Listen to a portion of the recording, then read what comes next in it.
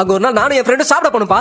அப்போ ஒரு லேடி வந்து எங்க கிட்ட சாப்பாடு சப்ளை பண்ணிக்கிட்டு இருந்தாங்க. நான் அவங்கள கவனிக்கவே இல்லப்பா. அந்த லேடி வந்து வேற ஏதாவது வேணுமான்னு கேட்டாங்க. வாய்ஸ் கேட்டப்போ என்னடா இந்த குரல் எங்கேயோ கேட்ட மாதிரி இருக்கேன்னு நிமிந்து பார்த்தா அந்த லேடி வேற யாரும் இல்லப்பா.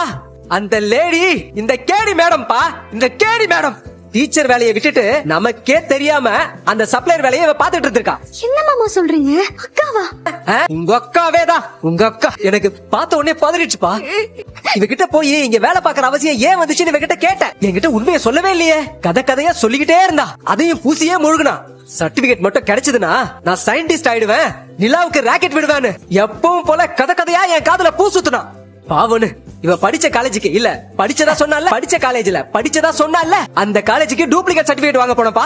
அங்க போன பிறகுதான் எனக்கே தெரிஞ்சது மேடம் காலேஜ்ல படிக்கவே இல்ல. மேடம் +2 தான் படிச்சிருக்காங்கன்னு எனக்கு அப்பதான் தெரிஞ்சது.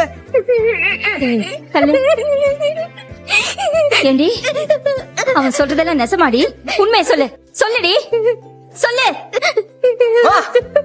என்ன மாதிரி அவகிட்ட போய் இதெல்லாம் பேசிட்டு இருக்க? யார்கிட்ட உண்மையை பத்தி பேசிட்டு இருக்க? யார் இவகிட்டயா? ஸ்கூல்ல வேலையை விட்டுட்டு கோயிலு பஸ் ஸ்டாண்டு அங்கங்க தெருவா போய் உட்கார்ந்துட்டு இருந்தாமா. அந்த மாதிரி நம்மளால ரொம்ப நாள் இருக்க முடியாதுன்னு ஹோட்டல்ல போய் மேடம் வேலைக்கு சேர்ந்திருக்காங்க.